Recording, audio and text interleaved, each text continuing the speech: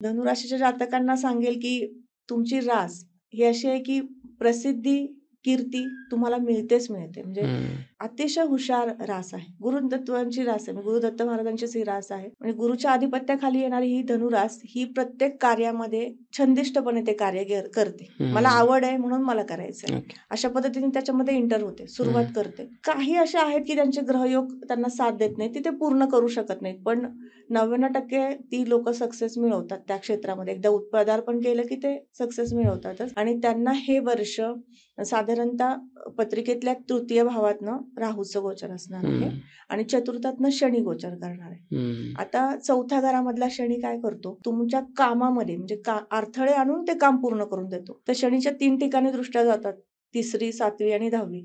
त्यातली 3री दृष्टी 6व्या घरावर जाणार आहे. त्याच्यामुळे म्हटलं की थोडंसं तब्येतीच्या तक्रारी येऊ शकतात, किरकोळ प्रमाणात. अगदी मोठे काहीच धोके नाही आहेत त्यांना.